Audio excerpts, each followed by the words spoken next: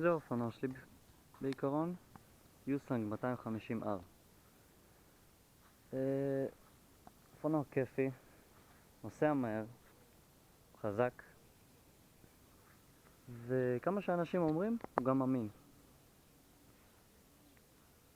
מה שעשיתי לו בעיקרון, דבר ראשון קניתי לו סליידרים. הנה. סליידרים, אחר כך מחרשה מקוצרת, עם מספר קטן. מה עוד עשיתי לו? קניתי לו מכסה, מכל דלק של סלינג שוט רייסינג, כי נמאס לי לפתוח עם המפתח. עשיתי לו כידון רגיל במקום קליפונים שהיו, כי יש לי פריצת דיסק.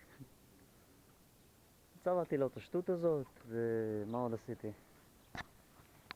צמיג קדמי 2016 של פירלי דיאבולו רוסו 2. איפה רשום את זה? הנה. לא יודע אם רואים, אבל דיאבולו רוסו 2.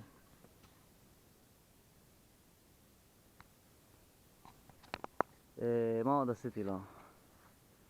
קניתי לו שתי צינורות של גודברידג', צינורות שזורים לברקס. מה עשיתי לו עוד? משאבת ברקס אחורי חדשה, אקזוסט זרימה חופשית של חיקוי של הקופוביץ'. מה עוד עשיתי? כיסוי חום לאקזוז.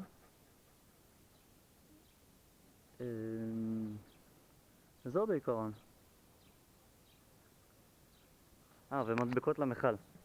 הדברים האלה ממש עוזרים כשאתה צריך אחיזה עם הרגליים. וזהו, עכשיו נניע אותו.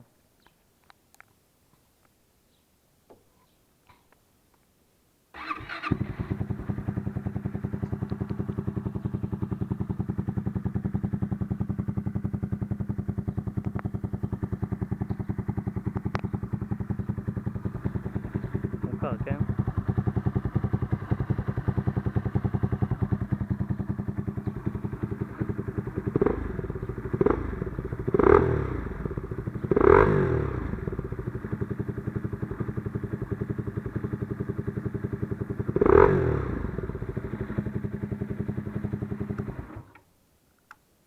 ובניתי לו ג'ק, שהוא יהיה באוויר, יותר קל לשמן שרשרת ככה ודברים כאלה. צמיג אחורי של פירלי ספורט דימון, גם חדש, לא 2016 אבל הוא חדש. וזהו, לדעתי אחלה אופנוע. לצערי אני חייב למכור אותו.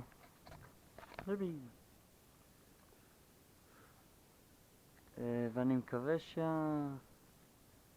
שהקונה יכבד אותו כמו שאני מכבד אותו.